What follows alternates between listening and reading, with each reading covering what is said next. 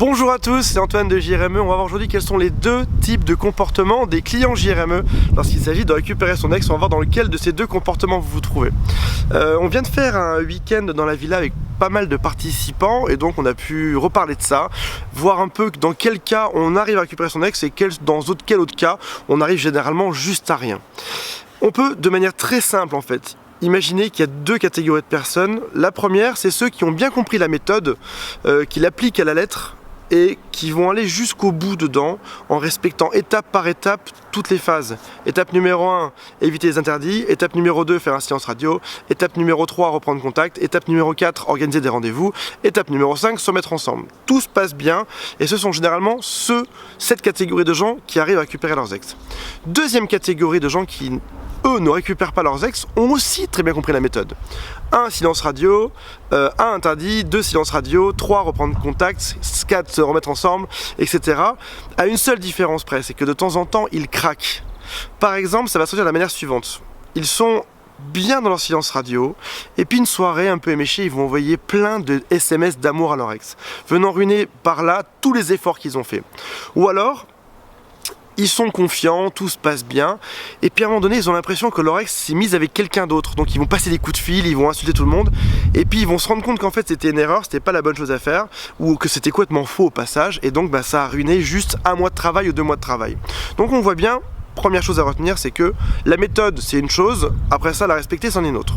Alors pourquoi est-ce que des fois on craque? Pourquoi est-ce que des fois, par exemple, on se réveille et on a juste une envie, c'est d'aller espionner la messagerie de notre ex, ou alors d'aller voir ses SMS, ou alors d'aller voir son compte Facebook?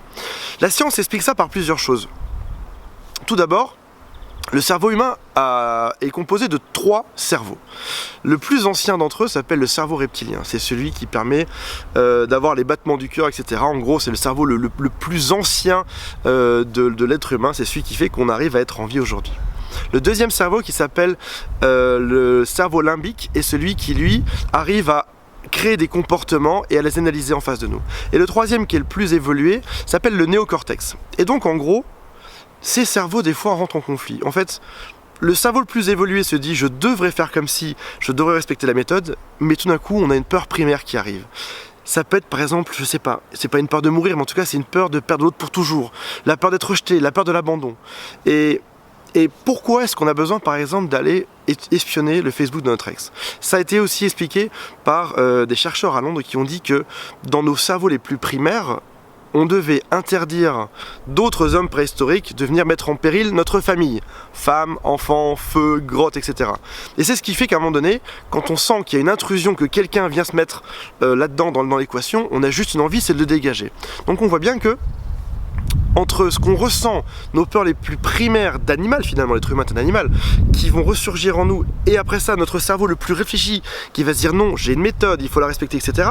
Il peut y avoir parfois des conflits. Donc des fois ce qui se passe, c'est que on va juste craquer, et après ça on va se détester, on va se dire mince, pourquoi est-ce que j'ai fait ça? Pourquoi est-ce que j'ai pas juste respecté cette séance radio? Pourquoi j'ai été lui envoyer un SMS? Pourquoi est-ce que j'ai été l'insulter? Pourquoi est-ce que j'ai été penser que mon ex sortait avec quelqu'un d'autre et j'ai été faire un scandale alors qu'en fait j'aurais juste dû me taire? Tout simplement parce que l'être humain est complexe, que notre cerveau est fait de différentes parties et que parfois c'est nos peurs primaires qui ressortent, et puis d'autres fois c'est notre cerveau le plus réfléchi qui va prendre le dessus, qui va dire voilà, maintenant on est un grand garçon, si jamais mon ex va voir ailleurs c'est pas grave, et c'est probablement faux en plus, et j'ai pas besoin d'aller vérifier ni de me mettre dans l'embarras par rapport à ça.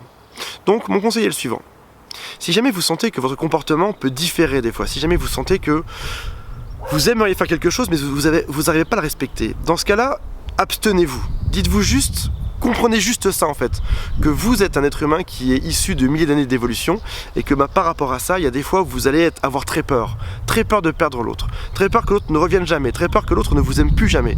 Juste supportez que pendant une demi-heure, vous ayez cette peur, sachant qu'après ça va passer. Si jamais vous sentez d'humeur à faire un truc bête, comme par exemple aller l'insulter, aller crever les pneus de sa voiture ou autre, juste abstenez-vous pendant une demi-heure. Réfléchissez-y et laissez le temps au cerveau le plus évolué de prendre le relais dessus. Voilà, c'est tout ce que j'ai à vous dire pour aujourd'hui, j'espère que ça vous aura plu. Cliquez tout en haut si vous voulez que je vous accompagne et que je vous donne des conseils par email, je vous suis tous les jours par email dans votre conquête amoureuse. Abonnez-vous à la chaîne, mettez-moi un commentaire, mettez-moi un pouce aussi si ça vous a plu, et je vous dis à demain pour une prochaine vidéo. Salut à tous.